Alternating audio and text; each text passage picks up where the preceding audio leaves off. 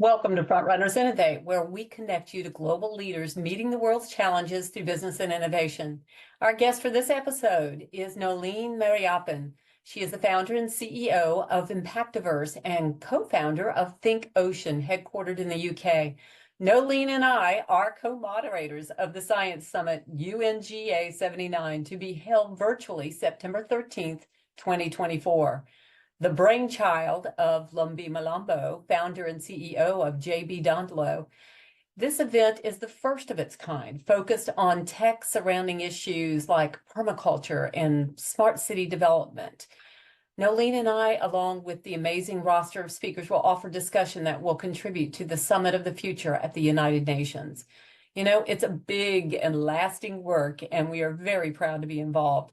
So to show off our co-moderating abilities, I invited Noleen to share some information about the event to entice you to join us on the 13th. Now, I'm Mary Kurek. I'm the CEO of Frontrunners Development, a global business development consultancy that connects businesses to change the world. And it is my pleasure to connect you right now to Noleen Mariappen. We are here for another episode of Frontrunners Innovate, and I can't tell you how excited, because this young lady I have been wanting to meet for a little while. The universe has conspired to put us together finally, and several people in our networks have conspired to put us together. Turns out it is the happy incident of a UN Summit on Science that is putting us together, along with Lumbi Malambo, who could not be with us right now because she is in Shanghai, just got there apparently, and is recuperating from her trip. So we will grab her another time. But with me today is Noleen Mariappen, and Noleen is a co-moderator for this event, this Science Summit that's coming up on September 13th. There are two panel sections or sessions that are happening on that day. And we'll talk about those a little bit, but I want to get to know, and I want you to get to know Noleen if you don't know her already. And so I'm going to ask her to talk to us a little bit about Impactoverse and Think Ocean, the two entities she's most tied to and co-founded. And so Noleen, take it away. Tell us a little bit about it. Mary, it's absolutely lovely to be with you here today. And yes, same here. I've been circling your orbit for a while now with many people mentioning you and your name popping up in common groups and all sorts. So I feel really privileged to be here with you today and sharing more about what it is that I do. It's also a little later on about what you and I are going to be doing together. So thank you. So I'll start with Think Ocean. So Think Ocean is an organization that I joined a few years ago as co-founder. It was founded by Hugo Valdez Vera from Chile, and his focus has always been on the environment and looking at how we could do more to protect the planet. And when he moved to the UK, he saw the impact of plastic pollution, not just here, but internationally, and how little was being done strategically to actually address this problem. So I joined, and for a few years now, we've been focusing on a few areas. The one is education. So we look at environmental education, look at awareness raising, and how it is that we actually look at what is achievable in terms of sustainability around keeping the planet a little bit cleaner and healthier. And we also focus on ecosystems, because you cannot look at the environment without considering people and how people are affected. So our focus is very much planet and people, because they are so interdependent. So we also look at community development projects. We look at economic empowerment and how it is that we can create circular economies. So looking at that whole cycle of waste, upcycling, recycling, turning it into sustainable products. And we also look at technology development. So there are two of the things that we're looking at the moment. One is a not very interestingly named device called the DA1 device, but we will be working with schools and kids will be renaming it something more fun, hopefully. Although we will have the right to veto, which is looking at how we map the plastic pollution journey. And the other is a river cleaning device, where we'll focus not just on the surface of the river, but also subsurface, integrating different technologies into essentially an old catamaran that we will be upcycling and retrofitting with new technology to give it new life that will protect the planet. So working with a number of amazing partners on that. Yeah, so that's Think Ocean in a very big nutshell. Impactoverse is an impact ecosystem, and lots of people talk about ecosystems, and what we're looking at doing is actually using technology and leveraging technology to bridge that divide between what we do online and the impact it has out in the real world. So we're looking at also engaging with people in a more immersive way, using it to showcase projects in a way that people can understand. So, for example, permaculture, which we'll be talking about later on with respect to the Science Summit, and also one of the projects that we're working on with Think Ocean, the Horizon mission, which is a research and development program with partners across Europe. So much of the technology and so much of the science is so far away from the everyday person, and they hear about microplastics and, you know, they hear about emissions, but it's so difficult when there are things that you cannot see that are having a very significant impact on you. And the same thing with projects, amazing projects happening all around the world. When people can't connect with them and they can't really get to grips with what's happening, it's very difficult to actually have any stake in it or to feel like you can be a part of it. So we're looking at how we create something which can allow for more people to showcase the fantastic impact they're having out in the world, looking at ways in which they can fundraise because more people can actually understand what it is the different projects are doing, but also getting more of the youth involved, because the immersive space is one which you can very easily gamify, and almost everything can be gamified. So looking at actually making it fun and easy to have an impact out in the real world by engaging in the virtual world, which is where so many spend so much of their time. That's amazing. You just do Thank such you. great work. Yeah, I think I was writing down a name and I was trying to figure out how can I get you connected to her. She's in Kenya, and it's been a while since I've talked to her, but she's very much into climate and working with like elementary school kids and coloring books and things like that to help get them integrated into thinking about the planet. And I'm like, yes, this would be really good. She's young herself. She's not that young, but she's definitely young and spirited and got lots of energy. And I think that she would love to know more about what you're doing. So wonderful. Thank you. yeah. Well, the whole focus of the entire ecosystem is partnerships, collaboration. We're trying to make it easier for people to collaborate to scale impact. So yep, that's what it's all about.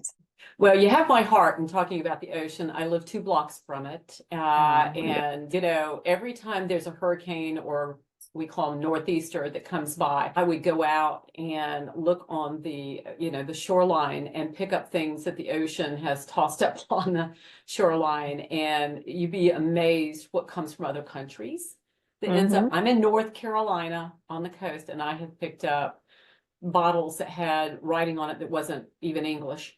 So I know it came from another country. And I put the date and the name of the hurricane on it and stick it in a jar, and just reminds me of, you know, just what goes on our planet and how small it really is in some ways, and how just waves of the ocean could bring that kind of stuff up.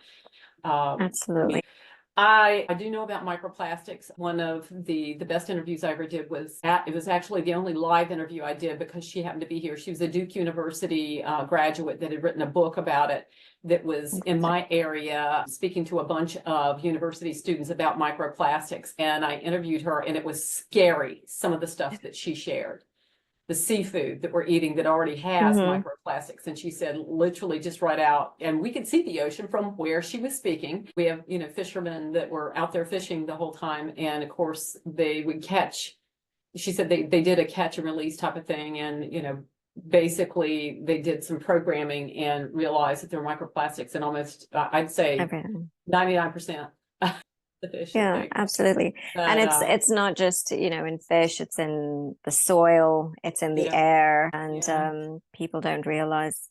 And yeah, it was very interesting to see who is actually paying attention to this as well, because my husband forwarded something on to me, and Arnold Schwarzenegger does a newsletter which is about training. And he actually had a newsletter. One of his mail outs was specifically focused on microplastic and the impact on health. Yeah. In that interview that I did with her, I had somebody from a plastics collective, I think it's called the Plastics Collective out in California, that it kind of alluded to the fact that she thought that was what gave her mother a disease, is that she was consuming things, that she shouldn't be consuming. But she was very much involved in that and around the world. And it was a really eye-opening conversation to have. It was, like you say, you don't know until you do know.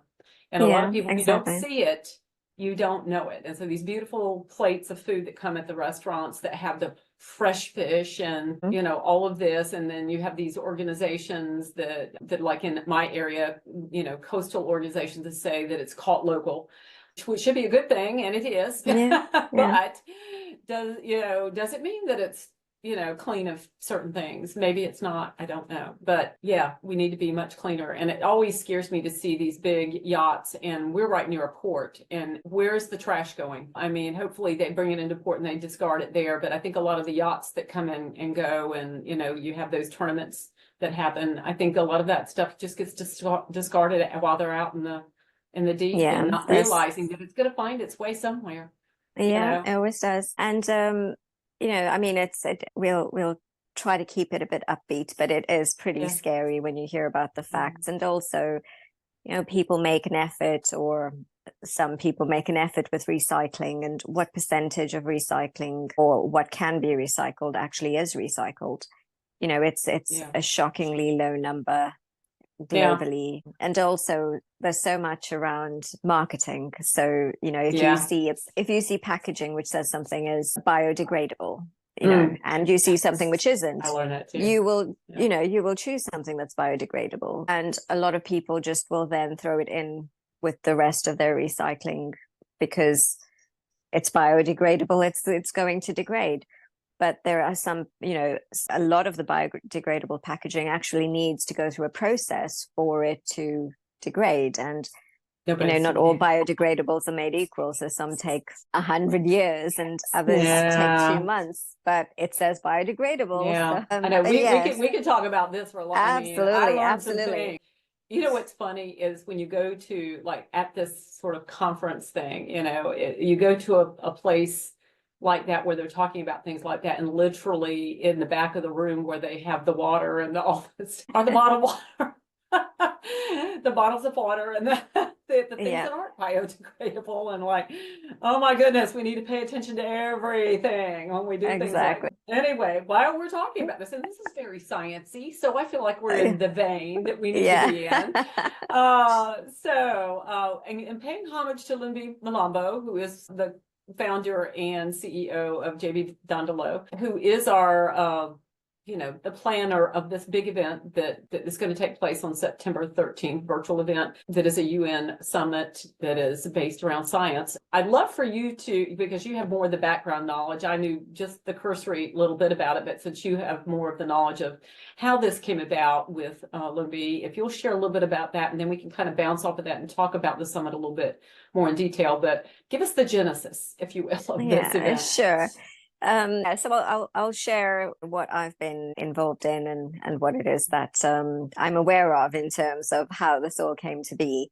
So Lumbi has been involved in the impact space for yonks, way before way before I was in her orbit, and we actually got to know each other and started working together on different projects, or exploring different projects that we could work on together. And with 100 Voices for the Planet, which is an initiative which is led by Lumbi's organization, she is looking at, between now and 2030, assessing 100 projects and looking at what it is that those 100 projects are achieving towards the SDGs. So a very transparent view of 100 projects that are all focusing on goals towards the meeting some of the Sustainable Development Goals.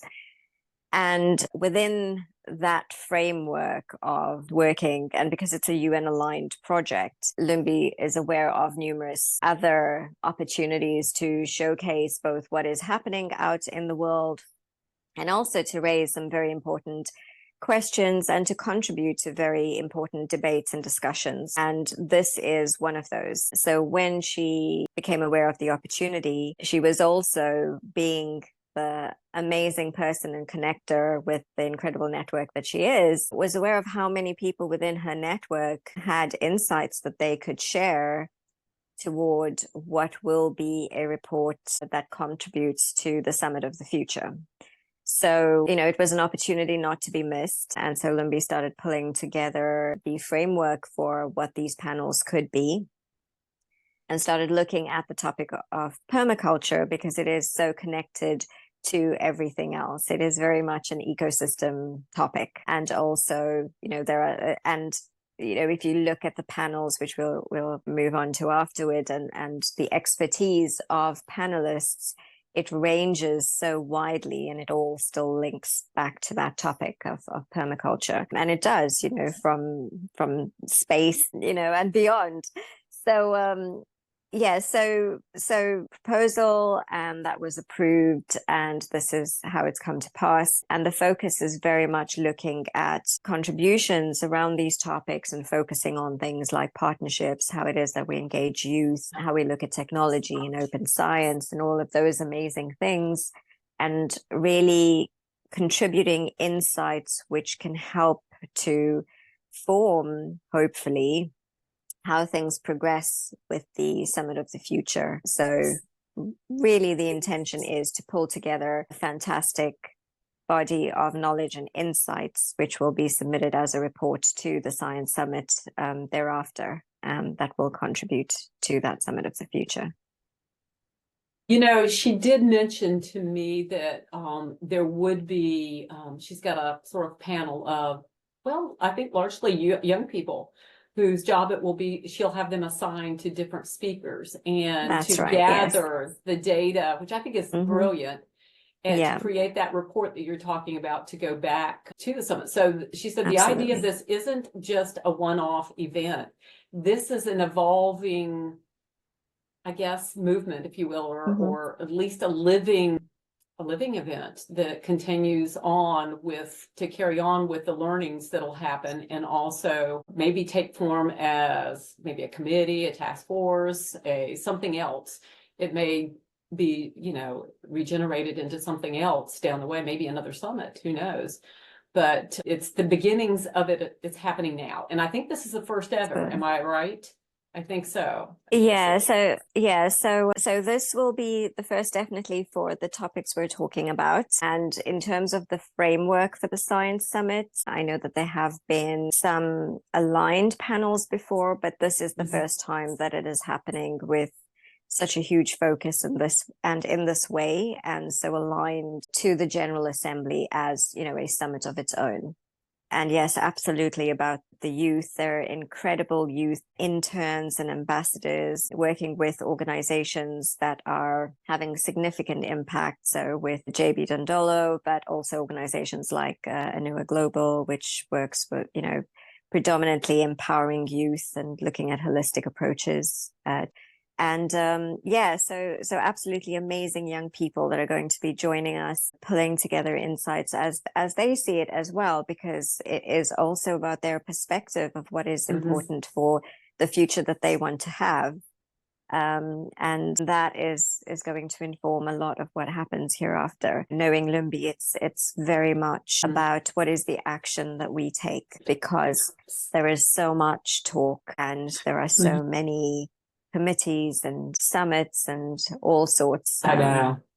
Yeah, and this is very much about, what do we do? We can talk, but hereafter, what is it that we actually do? We do hear that a lot from the youth. We're tired of hearing everybody talk about the problems and solutions. It's time to take some action. I want to take a moment here again because I think it's useful to keep repeating September 13th, 9 a.m. Eastern. There's also another session at 1 p.m. Eastern, and it's virtual. There is a registration link, which we will provide for you along with this interview. So look for that in the details, so that you can go and register for this. I believe it is free, but you do need to register to attend because the UN is the one streaming this, not us. So you need to register for this. And it will be something that I think you can gain a lot from and maybe continue to be involved with. So you definitely want to participate if you can and observe things. So what I want to go from this, just to make sure people know who Lumbi is, if you have not met her, and I can't imagine if you're in any kind of sustainable work at all that you haven't come across her name if you haven't met her already. She is the water lady. That's what I've always called her. She is one of my front runners and good friend, and she has always been about providing water in her particular areas. I think it's Zimbabwe in Africa and, other areas of Africa, and just the advocate and big time supporter of trying to find ways of getting clean water to wherever it needed to be. And she's sort of advanced herself into speaking and being that voice of those who didn't have a voice with that topic in other sustainable areas for the UN. So let's move on to the actual summit itself and talk a little bit about the topics at hand. So the first session up is really about the partnerships, something you mentioned. So I have it down here as Partnerships for Progress, Emerging Technology for Smart City Development for Sustainable Futures. I think the interesting thing about that is I always like to say that in the work that I do, because I do global business development, is I kind of surround myself with everything that has anything to do with number 17, which is the partnerships for all the goals, because I feel like if you don't get 17 right, you'll never get the 16 before it to happen, because it will always take partnerships and collaboration to get everything to work the way it should. So partnerships is near and dear. What do you think about this particular topic, Noleen? Yeah, absolutely. Nothing happens without collaboration. There's Yeah. particularly if you're looking to scale anything, it can't be done in isolation. And I think this topic really covers, you see a lot around smart cities, a lot around development in different spaces and different places. But unless we're speaking to people across a broad spectrum with a wide range of expertise and from different backgrounds, and the panelists come from a range of different backgrounds, then it's very difficult to get that right. And I think one of the important things with regard to the partnerships, because, people talk about stakeholders and multi-stakeholder approaches, it's who are the stakeholders? Because it can't be top-down approaches, and it can't be just from specific strata of society or academia or industry or the, governmental institutions. This topic really brings together a lot of what is essentially going to be the future. We're starting to see it. We're starting to see how more and more things are becoming interconnected. We're starting to see how even societies and regions and towns and cities, which might have evolved in quite an organic way, are now becoming, where people are looking at developing the infrastructure in a way which is better for people and the planet. And all of that ties into smart city development. It ties into protecting the planet. It ties into, people living better lives and having better livelihoods and all sorts. So yeah, it underpins everything else partnerships do, and partnerships being developed in the right ways.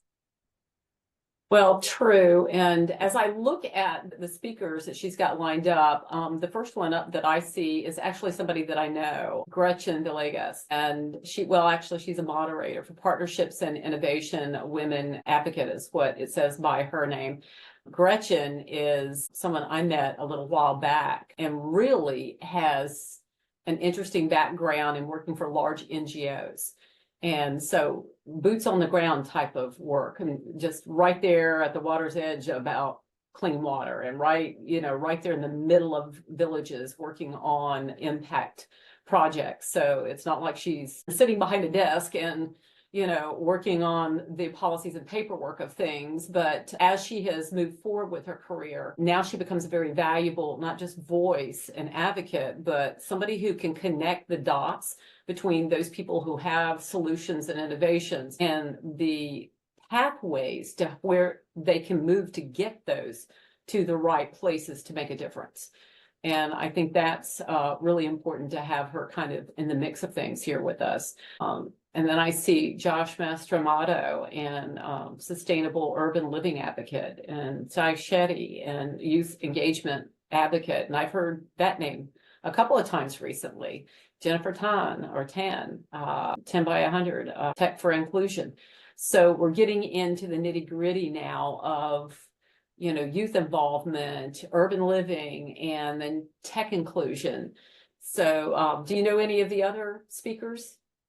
Yeah, so I must admit that I'm in a fuzz between which speakers are in which panels. Yeah. Yeah. But yes, some of the other speakers, and I'm not sure, I can't recall which panel that was they're in. That session is partnerships for the multi-stakeholder collaboration and socioeconomic impacts. Those speakers I just mentioned as part of the first session. And so the second session is emerging technologies, ethical. This is a sub-session under the first 9 o'clock session, and it's emerging technologies, ethical considerations, and responsible development. And that is Maya Zelig, and she's Dean of Forbes School of Business and Technology. And then Catalina Valentino is Tech Smart Nations Advocate, and Nigel Mushambi, a STEM visionary. I have those down as speakers for that session, subsession. Yeah, so I don't know any of these speakers personally, but the breadth of experience and really looking at when Lumbi was pulling together the speakers on each of the panels and each of the subsessions, she was really keen to make sure that there were representative views, which is why you will see, a range of people from grassroots to, like I said, academia, looking at youth involvement, because the views are sometimes quite diverse, but all equally important, especially when we're looking at developing policy. And it is all, how do we contribute to what actually happens? Because we are in a lot of ways restricted and confined by what it is that turns into policy. And because policy then defines where money goes, right? Yeah, it runs everything. Exactly. And unless we get that scope of view on what is actually happening for different demographics, on the ground when trying to develop policy and all else, and how do we make those connections, it becomes very difficult to develop policy in the right way. And that's just it. Policy shouldn't be written, it should be developed, and it should very much be a co-creation, which is what the focus is. Yeah, that was well said. You need to write that down. That was well said. It needs to be written. It needs to be developed, co-created. Fantastic. There is the follow-on to that, and the subsession 3 actually brings that all together in just the way I think that you said it, is best practices, policy, and regulatory frameworks. So it brings together some speakers that can speak to that, basically. And Tara Carissa Hodges is going to moderate that. She's a faith-based community leader. But Annie Gibbons is representing women business, and she's a performance growth expert. Precious Isala is CEO and co-founder of Ilamore.com. And then Emma Kawawa is Women CEOs Roundtable Talk. So they will bring that to full circle when we get to that ending of that whole session, and really pull together the ideas around policy and where it goes from there. You've got all the other information, and then where do we go with all of this? There's smart cities everywhere. I'm actually working on, I call it a hybrid version of one in Malawi now. We've been working on for 4 years. And we're finally getting the money flow to kind of happen, which is extremely hard because those projects are not cheap. No, they aren't. They aren't. Complicated. They're big Exactly. animals. And it's a combination of what you're looking at addressing. It's development on every level, looking at infrastructure, Yeah. education, job creation, and everything else that comes with it. Healthcare. So Yeah. yeah, Healthcare. It's everything. significant. Yeah, Yep. the one that I'm working on actually hits all of the United Nations Sustainable Development Goals. And because it does, some of the application processes that we've had to go through for feasibility study funding is like, wow, this is so comprehensive. We really don't even know what to do with it. It's just too many That's moving just it. parts, and it just Yeah. blows everybody's mind. It's like, take it in chunks. That's just it. That's just it. Because I think, yeah, it's like pronouncing my surname, just take it in chunks. Yes, little bits, little bits. But yeah, and the afternoon session that we're moderating, it starts at basically 1 o'clock, I think. Then we go from, there it is. I have my paperwork. Libby will start that off herself, and then it goes with us. And two of the first, couple of speakers, the first two anyway, are ones that I'm well familiar with. Shelley Brunswick and Ian Parker. Ian is somebody I introduced to Limby some time ago, and they became kind of partners. And Ian is a CEO of Helixa, which is a clean water device company, and really credible. And they've been working through their processes to bring that to fruition and beta testing that out. And of course, Shelley, right? Yes. Everybody knows Shelley. Everyone knows. I know. Everyone does know Shelley. Shelley's incredible. You want to share what you know about Shelley? Yeah, I mean, Shelley has been at the forefront of looking at the space movement and access and democracy within space of space. Yeah. in that arena, just bridging the divide, because it is moving so fast and so many people being left behind, and she's been an incredible advocate of that, but at the same time not being disconnected from what's happening on the ground and the people on the ground and what needs to actually happen within all of the underrepresented communities. So yeah, she brings an incredible viewpoint to a lot within not just space, but technology, infrastructure, development broadly. Yeah. That woman speaks all the time. She's always on the stage somewhere. I interviewed her and had her as a co-host on this podcast a few times. So she's just tremendous knowledge. I mean, my goodness, crazy, crazy good. Powerhouse. Yeah. She is. This session that I'm just talking about is science-powered permaculture, a collaborative approach to sustainability. And that subsession where these speakers that we're talking about now, that subsession one is called How Inclusive Technology Can Facilitate Collaborations for Climate Resilience Through Permaculture. Speakers beyond the couple that I mentioned that I know is the next speaker that I'm not familiar with, but really excited to get to know is Nia Shulka. And do you know Nia? No, I don't. Okay, then we'll both be excited to be here. Yeah, absolutely. I think so. I think I'm really excited about that. I always like to bring in youth voices wherever I can when I'm on a podcast. So I love that. The subsession two under that session is educating for innovation in permaculture and harnessing new solutions for sustainability. And under that one, we have Precious, again, Isola, and Judith Marrera, and yes, Sonono.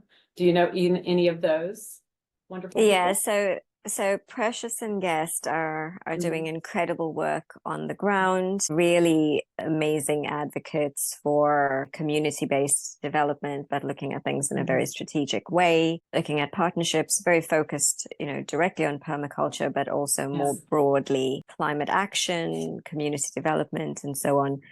So they're incredible with what it is that they're doing more broadly. And really looking forward to them getting to share a little bit more with the rest of us as well. Great.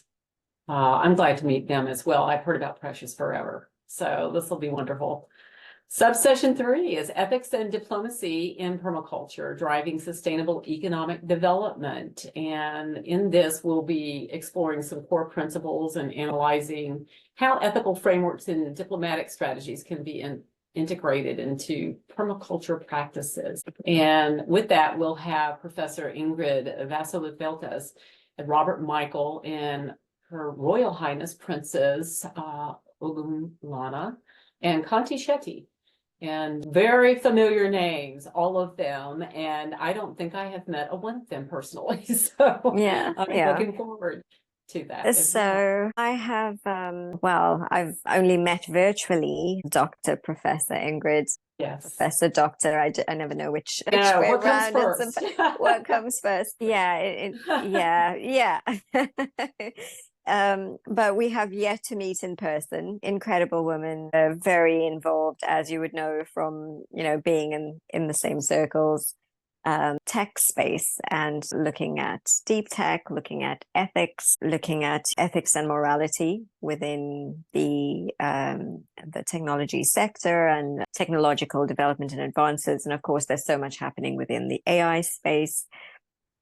And because we are so reliant on technology and so much of the development is now happening within the technological spaces. So whatever it is that we talk about, no matter how human focused it is, there is some technological aspect to it. Even if it is submitting an application, you've got to doing it online. But of course, when employing technological solutions, there are inherent barriers and sometimes biases. So it'll be very interesting to hear Dr. Professor, and some of the work that she's doing as well, just to raise awareness around and also helping organizations to become more aware of how it is that they tackle some of these, so that they don't fall prey to some of these unknowingly, some of these barriers and biases within the deployment of technology. Right. Yeah, there are a lot of conflicting viewpoints and perspectives out there. So it would be good to get a professor's viewpoint who teaches on a lot of these subjects. Yeah. So very good. This is going to be a well-rounded event and not to be missed. And like I say, you have to view this, like Lindy was telling me, not as a one-off event, a summit that's just a lot of talk. This is aiming somewhere. This has a goal at the end of this to continue as a continued, work in progress, to be serving and growing and, action oriented, I should say. So, you're going to see a little bit of my kitty cat. That's my cat assistant today, who's decided to stay with me. Yeah, today. But I would say definitely make use of the link that we're providing here for registration. If you're a youth, you have no choice but to jump on this, because this is important to your future, to the entire world's future, and especially if you are studying anything in the vein of sustainability, climate, anything that relates to the United Nations Sustainable Development Goals. This summit touches on it, even if it doesn't sound like it does with the permaculture and all that. The people that you're going to meet in this summit, you're going to want to reach out to on LinkedIn. You're going to want to connect. You're going to want to stay involved. So I want to say thank you, Noleen. This has been wonderful. Thank you so much for being my co. It was almost like having a co-host situation here instead of you being sort of interviewed. And I know Lumbi was here in spirit, so absolutely. I hope she's resting from her trip. Me too. Sorry, Mary, before you hop off, there's just one more thing that I wanted to mention as well. We will have the opportunity for people to submit questions beforehand. Right. So just look out for the channels through which you can do those, and do follow, engage, because we would love for you to be a part of what we're creating moving forward. So become a part of the community, get involved, keep in touch, because that's really what we want to do. That's how you can have your voice. So absolutely, be sure to connect. Great. Thank you again, Noleen. We appreciate it. Thank you so much. Till next time, happy front running.